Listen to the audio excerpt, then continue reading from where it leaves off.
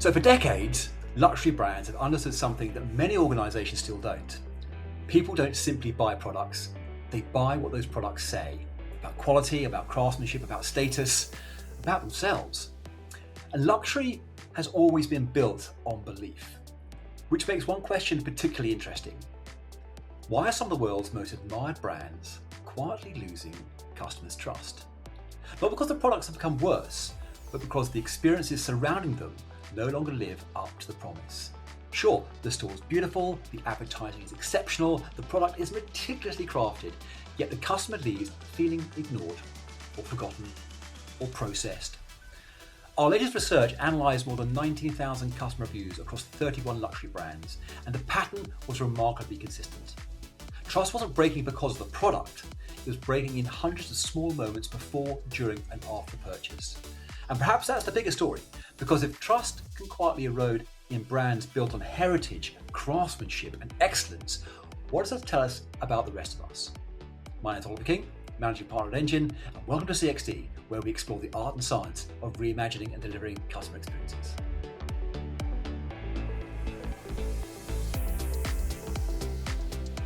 Joining me today is Mazhar Butt, Group Director of Guest Experience Development at the Bicester Collection, one of Europe's leading luxury shopping destinations, where for almost a decade, Mazhar has been responsible for shaping the guest experience across 12 villages, generating billions in retail sale for upwards of 47 million guests.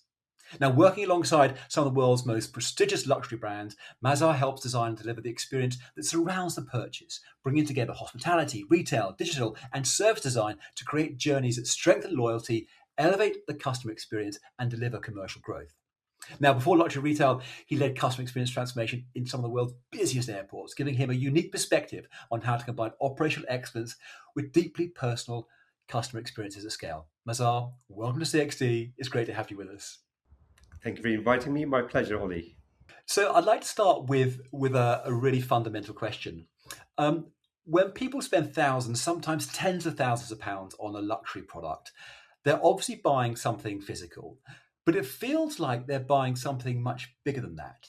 So, what are luxury customers really buying, do you think?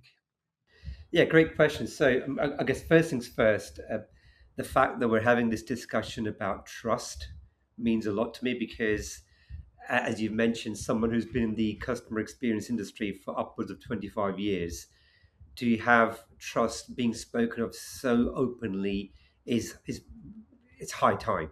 So your question is interesting, Ollie. You say, what do customers of luxury retail or luxury goods or luxury experiences buy? So if you look at that segment or that branch of customers, they tend to be very well educated in what they're looking for. They're connoisseurs. They know the experiences. They know the brand names. They know loyalty means what. So they're in a very niche market, if you like. So they know what they're buying into. But perhaps more importantly, and more as the experience economy evolves and becomes more and more mature, they have choices.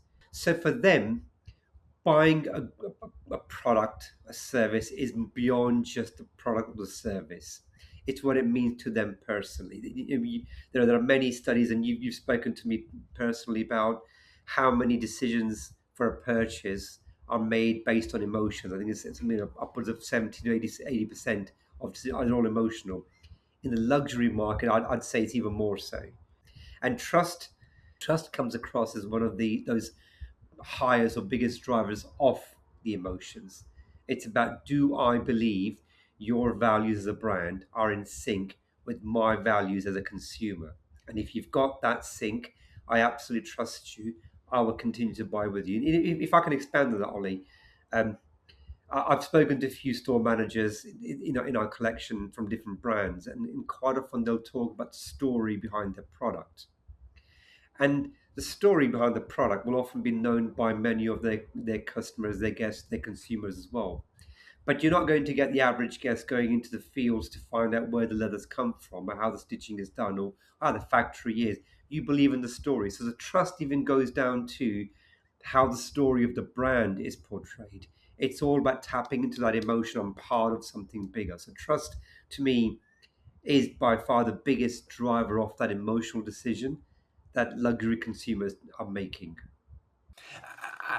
Why do you think that trust matters so much more in luxury than perhaps another sector? Is it the investment they're making? Is it what it says about them as individuals? Yeah, I think it's perhaps certainly from my interactions more the latter rather than the former, because the investment they're making for them, it's an investment, but it's more about what it says about them as an individual. So whether you're showcasing what you're carrying or what you're wearing, or whether you can bring it up in conversations to say this is what I believe. My wardrobe is more from brand A versus brand B, and that all buys into the story of that brand, the heritage of that brand, the quality of the product of the brand, what it stands for. So if I yeah, I remember talking to a colleague of mine many years ago, and they were talking about the automobile industry, about how the automobile industry wants to create fans with loyalty for generations, and all that was based on trust. That if your grandfather or your father had a car, let's say Mercedes or Audi or BMW, that they trusted how that car is. They trusted the engineering, they trusted the quality, they trusted the after sales service, and you're buying into that. You're trusting that whole story of the brand. So with luxury retail, it's more about the connection of the values of a brand with you as a consumer, and that's what drives your decision to remain loyal to them and purchase with them. And it's really interesting hearing you say that, because we talk about the story of the luxury brand, but also it's the story that that brand tells to the person that's bought it. So there is this kind of connection of these things come together. One of the things that really surprised me in the report was that people seem to complain far more about the experiences than the products themselves. The products were of exceptional quality, and given the kind of incredible investment that luxury brands make in the craftsmanship, why do you think service has become such a defining factor now? Yeah, it's interesting. And again, we've spoken to many of our guests as well to understand. You broke down the trust gap in both the before, during, and after segments or touch points, if you like. And one of the consistent things that we found was that guests felt the experience economy is more mature. So there's less reason for a brand not to have the service levels consistently high or consistent, at least consistent, so that what you get at one touch point is a level of service, that level continues across all touch points. So when our guests and our customers are becoming more educated, they tend to become more demanding. They become less forgiving of any shortfalls. We find that quite often with feedback from guests, they'll compare the service received in one brand versus the other. They're instantly comparing because, in their opinion, if you're all in the luxury retail market, your staff service, your service levels, your engagement, it should be at a minimum level and never below. And the moment it goes below, it's an instant fail for them. So I think the whole point of education, familiarization, having experienced high levels of service, it just raises the bar. And that's a positive thing for the industry, Ollie, because that should mean that we all raise our bar by benchmarking against each other. If one learns and one upgrades, we should all be pushing ourselves to that new bar. It's interesting that when you think of the physical product, we're very comfortable with this idea of sort of like quality assurance, and you know that you know um, a piece of jewelry, clothing, luggage, what have you, it will not get out of the factory unless it is up to the very high exacting standards. But I wonder whether on the service side of it, whether that quality control is harder to maintain within a brand. Is that have you come across that before? I mean, talk about like the diversity of now boutiques people can go into and brands they can visit. Just operationalizing that must be much harder. I think the challenge, and it's a great question, Ollie, is that the challenge is when you start doing something at scale, how do you ensure that consistency at scale? So if I look back to my days at Heathrow and when Six Sigma was coming into the airport world, and there was big talk, 1 in a million failures in an industry run by processes, by machinery, by standards that are just automated. Walking into luxury retail, depending on who you talk to, 1 in a million is too much. It should be 1 in a billion. It should be never. It should be zero failures in terms of product because the idea is there's a quality control process where again you go back to the trust. The trust is that everything's been tested, the stitching, the buckle, the leather itself, the strap, everything's been tested individually, handcrafted. So why would there be a failure? Why would something stop working? Why wouldn't the latch not, magnetically working? And if I send it back for a repair, why would it go wrong? Same would go for staff training. Now, staff training, of course, if you look at some of the flagship branches of luxury retail, of course, you would have staff who would be highly trained, retrained, because the brand would ensure those staff carry the brand positioning with every individual guest who walks into the premises. But the moment you start expanding and you start going into multiple cities, multiple locations, multiple countries, global, worldwide, how do you carry those standards from a few flagship uh, locations where you have got that discipline for decades, if not longer, but you're now multiplying it across multiple regions, and that's the real crux of it, where a guest would have walked into the flagship store and seen how that service is, seen how the language is, seen how the engagement is, how the clienteling is, and that again sets that foundation that every staff member within your brand would have the same level of training and approach. And the moment they don't receive that, again, that just starts to question the trust. Your brand says, I deliver this every single time. Why don't we get this every single time? You've just made me have a thought. I was thinking also about very very high end restaurants, and it feels that there is there's sort of an echelon of people who work within those restaurants for whom that's a career choice, whether it's the maitre d's or the servers, obviously the kitchens, the chefs, the what have you. But they work very hard to provide service at a particular level, and that's their career, and they earn because of that.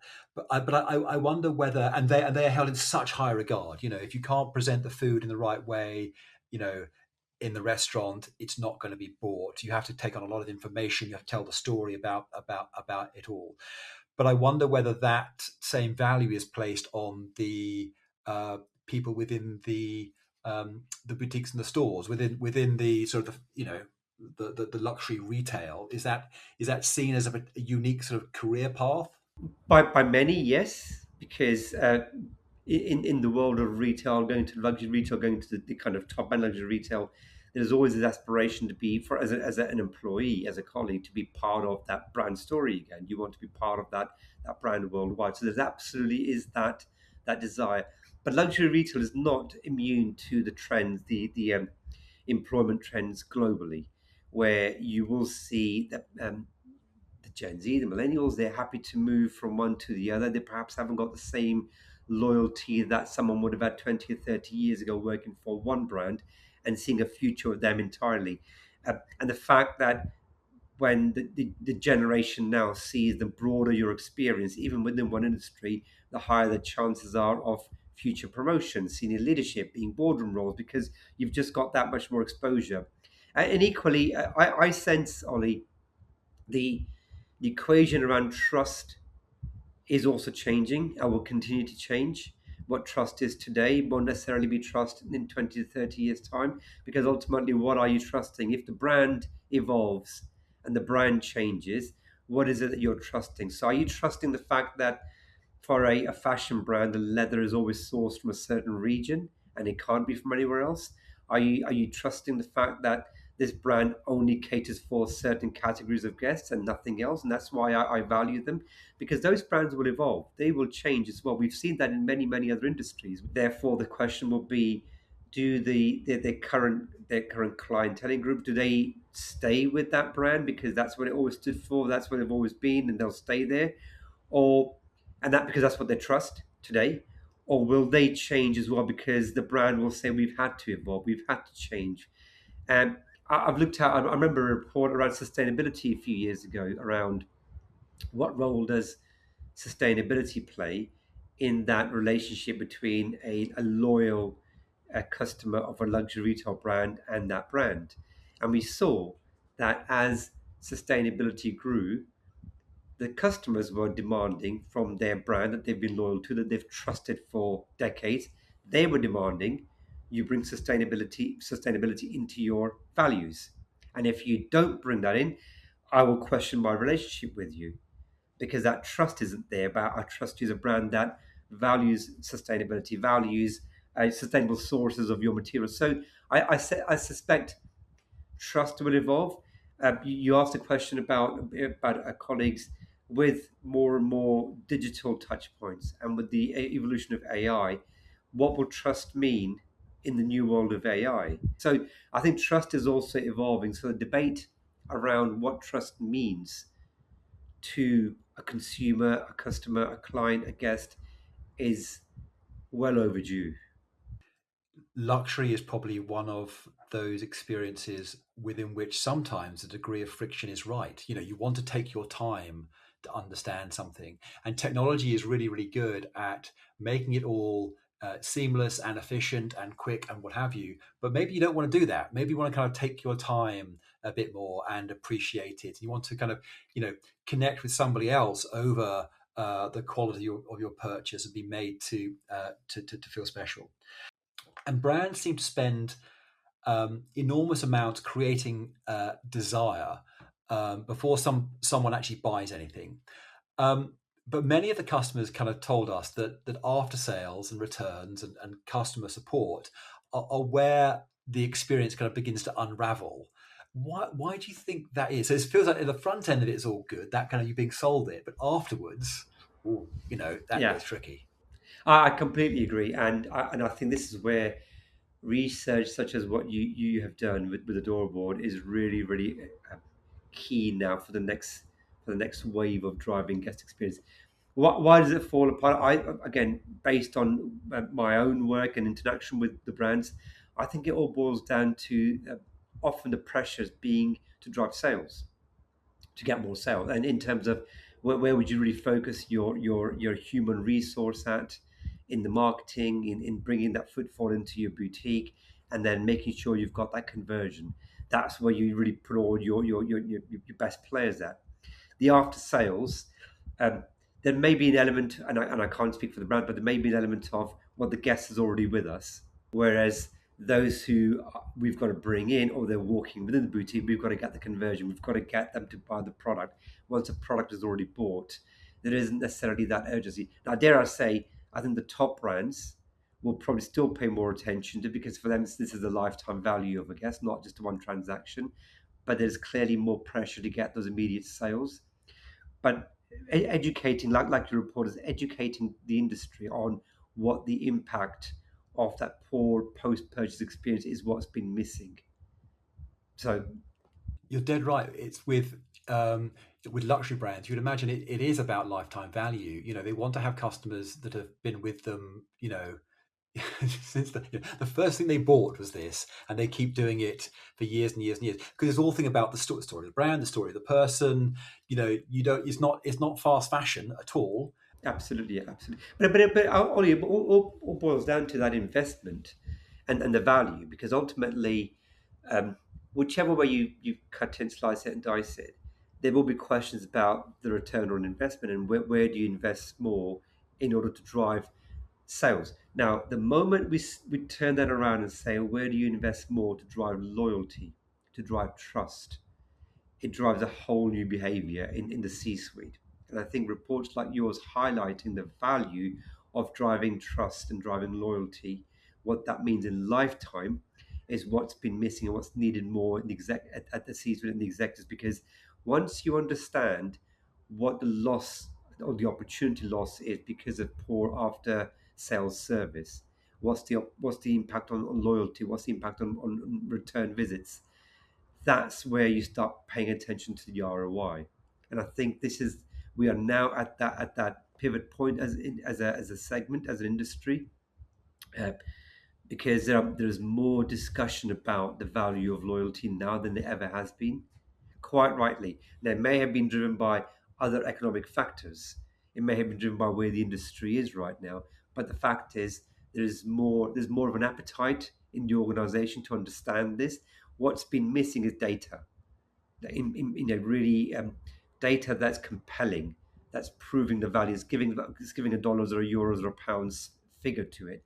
And I think the more reports that highlight this, and the more studies that are done on this topic, I think, like I have in my organization, we will have um, far greater emphasis on the value of loyalty. And if I can give an example from our organization, again, this is work we did with Adore Board a few years ago, when we looked at trust at different times of the year and what drove trust to go up and what resulted in trust coming down. We found those drivers. We understood what the behaviors were that we were generating. Was it our messaging? Was it our management?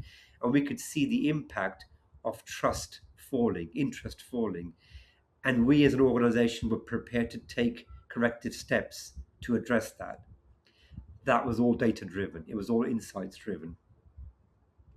So for every $1 of incremental revenue available through improving luxury customer experiences, approximately nine and a half dollars of existing revenue depend upon maintaining customer trust. So it's absolutely critical. It's exactly what marketeers say. It's always going to be uh, cheaper to retain someone as a customer than to acquire a new customer. So why wouldn't you retain that customer? I'm an absolute believer in trust is one of the biggest drivers of guest loyalty and customer loyalty. And once you've got someone's trust and you can retain it, you've got a lifelong customer. You've got a fan. You've got someone who will promote you. You've got an advocate who will talk about you everywhere they go. Yeah. One of the ideas we've been exploring a lot at Engine is that trust isn't something that organizations simply have. It's something that customers actually kind of experience through hundreds of kind of individual moments. So do you think that trust can actually be very consciously designed, or does it just emerge? Oh, wow. Great question. So I remember um, a colleague from a customer experience design organization called Engine. You might know him, James Samperi. He once taught me great experiences are not accidents; they are designed. Don't say this; it'll go to his head. Please don't say this. I'll say maybe it was driven by yourself, Oliver. I say when you really break down, great experiences are not accidents. They can be once or twice, but not always. But they are designed. And as you know, Ollie, I'm an engineer. So what engineers do is design things. It doesn't matter what it is that they design things. So to me, trust is no different. There will be elements that are organic, that will be part of the DNA of the organization. The founding members have brought that into the culture, and the culture evolves around that. So there will be a core DNA, but there are so many layers to how that trust is then conveyed to the market out there, to your loyal consumers, guests. Those are the processes that have to be, in my opinion, designed. And I'll go back to your point earlier about staff. So we all know that part of trust with a brand is often portrayed through your staff engagements and the staff encounters. So um, again, through our feedback, we have seen product knowledge is something guests expect to be top notch from employees in luxury retail. If I ask a question, the assistant should know the answers and not second guess. The moment they don't know, trust is being questioned. So how would that colleague know the answers to your question about the product? That's through a training process. That's through design. Yes, there will always be something that is core. It's there by definition by how that organization has been formed and its core values, and trust will come through that. But if you get the design wrong, there will be multiple failures, and that's where the consumer will see you're not quite who you say you are. So to me, trust, the principles of trust can be there, but how you deliver trust is designed. Absolutely. Now, we've been talking a lot about luxury retail, but I suspect many of the people listening work in different industries, whether it's banks, healthcare, professional services, airlines. Um, do you think there are things that every leader can kind of learn from what was in this research? 100%. The numbers may be different. You can swap the numbers around, but the principles are exactly the same. A consumer is a consumer no matter which industry they're going into. So, um, with my natural bias towards aviation, airlines, and airports, the same thing happens. When you talk about trust, so do you trust your airline? Do you trust the on-time performance? Do you trust the airport to give you consistent service levels? Do you trust the same frictionless, seamless journey? To me, trust falls if you're at banking. Is it going to the same service level? Are the products going to be top end? Do I have trust in the digital products in terms of information safety and security? And so, to me, trust in the digital world will probably grow or in the future will grow more and more because there are more and more opportunities for a brand to fail. There are more touch points, there are more risks. So trust becomes an even more important factor. So I can't think of a consumer industry where trust would not be as important as in luxury retail. No. Do you think it's becoming a competitive advantage? Certainly for us, absolutely for us in luxury retail. I think it's the same in luxury hospitality. It's becoming a competitive advantage because it's a differentiator. If if you can demonstrate to your consumers, your guests, and your customers, you can demonstrate that the promise you make, you'll always live through at every touch point, every single channel. You'll live through it. That becomes a differentiator. And I go back to your first question and my answer around luxury consumers. They they can make a choice. They know they've got choices in every single industry, whether it's food or luxury travel or banking or purchasing a car or buying a house. No, they know they've got a choice. And when they see that you as an organization are delivering a service promise that they can rely on and they believe in and they can trust, that is then your competitive advantage. But the moment you retain consumers and customers and guests, they will be your advocates. They become an acquisition channel. And when they are saying the message on your behalf, it's that much more powerful because for someone else who doesn't know you that well, they're listening to what do those in my same social circles say. So for us, having trust as an emotional differentiator works twofold. A, you as a consumer will become a regular visitor, your lifetime value increases, but you become an advocate, so you become part of a bigger acquisition channel. So that there's a win-win for us. I was wondering whether you see any mistakes being made kind of repeatedly across industries that result in customers losing confidence and brands proving they're not as trustworthy as they might think they are. I think again, it's a great question. There's a couple of things that come to mind. I feel brands that have that really clear long-term vision and are committed to the long-term vision where they will ride out the short-term challenges. You can ride them out through being creative, you can ride them out to being resilient, but ride those out, but they maintain their long-term values. They'll be the ones who survive. But you have to adapt, obviously. So when I say ride out, I don't mean just sit back and hope that times will go by. I mean adapt to them, be resilient, understand what do I have to change, but your long term, your core values, they remain. I think that's something that we sometimes see some brands lack. And I'm talking in the broader consumer industry, not just retail or luxury retail, even beyond that, where uh, there are when times are hard, you'll compromise on some of your core experiences.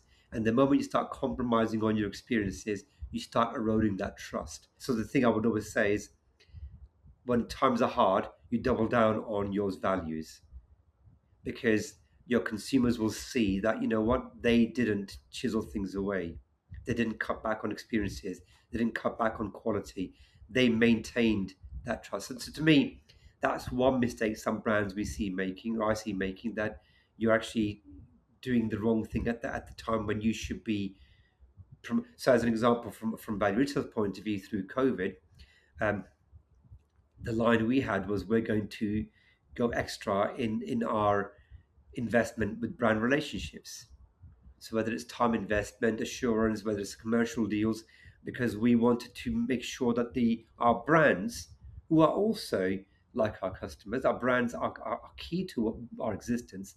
They also have to trust us. We've got to make sure that they trust us, that they see us as long-term partners, even through COVID when villages were closing and there were marks about consumerism. The brands should feel that trust with us.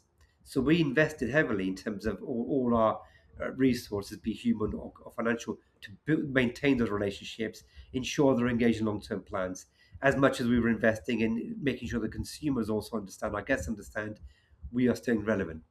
That's one side. I think the other thing is that where we want to see some wrongs is when brands have gone into the digital ecosystem, they haven't always ensured that their core values from the physical are reflected in the digital.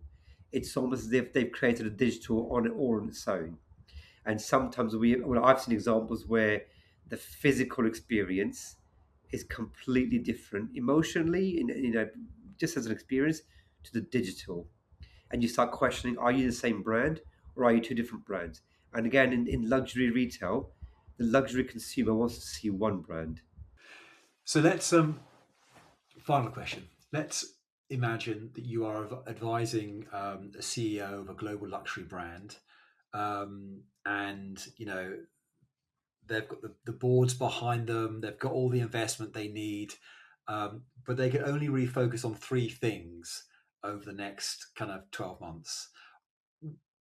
What would you advise them to start with in respect to kind of building up trust? So three, have a very, very, very clear vision and be very clear on your values, because they need to be consistent in your communication, in how you really, how you show yourself to your consumers, your customers. And when I say be clear, not just clear on paper or on a screen, on a digital screen, but also be clear in how your C-suite, your staff, your management, your leadership, your frontline portray those. The second to me is, uh, and again, as a product of the benefit of this, invest in measuring and reviewing the analytics. So really and truly understand what your consumer, your customer, your guest is saying about you. If you don't understand what they're saying, and this isn't just a do a survey once and be done with it and look at the NPS, and if it's good, off you go, but really be obsessive about it. Be obsessive around understanding what is driving this, and I say that both in terms of emotional drivers as much as anything else, not just commercial drivers, but really understand the emotional drivers, and that if you have to dedicate and commit to a team in your organization looking at that and looking at the industry, looking at the competitors, to gain that, to actually almost gain that advantage, to understand what's changing in the consumer, but analytics, review, data, benchmarking. And the third for me is, within your team, ensure you're obsessive, genuinely obsessive about driving a great customer guest experience, and to the point where you're continuously dissatisfied with everything you have delivered. No matter how good it is, you're just dissatisfied because you know it could and should be better. And when you combine those three, but you're super clear what you want to do, you know how you're going to measure it and what everyone's doing it, and you're just obsessive about making it better. When you combine those, to me, that's a kind of holy triangle of an organization that can say, the customer experience, the customer loyalty is our true differentiator. Do you think that of those three, so the vision and values, the measurement, the analytics, the obsession about driving customer experience, do you think one of those delivers impact faster than the other? Oh wow! As an engineer, my my brain would say, well, you've got to have the vision, you've got to have that foundation. You build everything on the foundation. Practically, I have found that the second one, having very clear analytics and having very clear reporting, and reporting insights, not just as a report, but reporting it to drive understanding, to drive awareness, to understand, as you have done in this report, what's the lost opportunity, how much more could it be? What's the value? It's not just an ROI, but what's the value of this to the organization potentially? I think practically in organizations, that's what gets the C-suite listening. That's what, because at the end of the day, the C-suite's got multiple decisions to make. Where there are always going to be great business cases with great ROIs coming in every month. So who do you listen to? Who do you trust? Who do you really buy into? And who do you and that's what we're competing against when it comes to our industry as customer experience. We're competing with multiple other colleagues who also have business needs for good reasons. So I think to me, the data, the analytics, because if they are done correctly, they are very objective and they're binary, they're black and white. They're pitching the picture black and white. There's no emotion in your presenting your picture. What you're presenting is what the consumer is saying, where the industry is going, and what the opportunity is. So to me, in the reality, that's the one that gets the C-suite paying attention. Yeah, what gets measured gets noticed and Absolutely. Draws attention. Absolutely. Classic, It's been proven. It's been proven time and again. Brilliant. Maz, thank you so much for sparing the time to talk to us about this. It's been brilliant, full of rich insight and practical advice. I'm going to get you back on the show another time to talk more about this. But for now, thank you so much.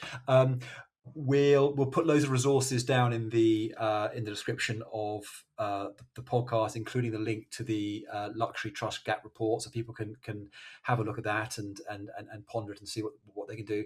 But from me, Maz, to you, thank you so much. Really appreciate you coming on the show. My pleasure. Thank you very much, Ollie. Speak to you soon. Thank you for listening to CXT. You can download the Luxury Trust Gap Report using the link in the description. And if you enjoyed this episode, please subscribe so you don't miss future conversations. And if you found it valuable, I'd really appreciate it if you could share, like, comment, share it with your network. It really helps the podcast reach more people. And if today's discussion sparked an idea or challenge your thinking in some way, I'd love to hear from you. So connect with me on LinkedIn or leave a comment below. I read everyone. Okay, until next time, thanks for listening. And remember, every experience is an opportunity to build trust. See you next time on CSD. Bye-bye.